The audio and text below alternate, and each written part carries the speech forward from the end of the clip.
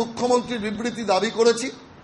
সেই কারণে আমরা মনে করি যে মুখ্যমন্ত্রী বারবার এনআইএর তদন্তের কথা বিরোধী নেত্রী অবস্থায় দাবি করেছেন।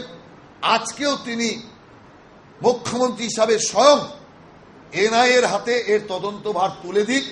এই ক্ষেত্রেও রাজ্য সরকার যদি মনে করে যে উগ্রবাদীদের সাথে তাদের যোগসাজশটাকে, জামায়াত ইসলামের সাথে তাদের যোগসাজশকে কয়েকটা পুলিশ আর সিআইডিকে দিয়ে আড়াল করবে, তা আজকের রাজনৈতিক বাতাবরণে সম্ভব নয়।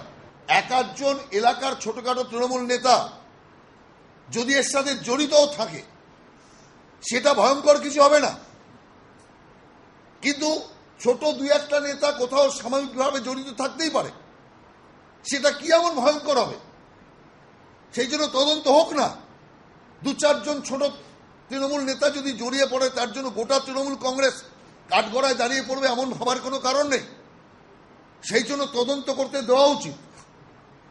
এখন যদি তৃণমূল কংগ্রেস মনে করে সারদা কাণ্ডের মতো ছোট ছোট নেতা নয়, এই দেশ বিরোধী কার্যকলাপের সাথে তৃণমূল কংগ্রেসের বড় বড় নেতারাও যুক্ত হয়ে যাবে, তাদেরও নাম বেরিয়ে আসবে, সেই কারণে কেন্দ্রীয় সংস্থার তদন্ত আটকাও, তাহলে আমার বলার কিছু নেই।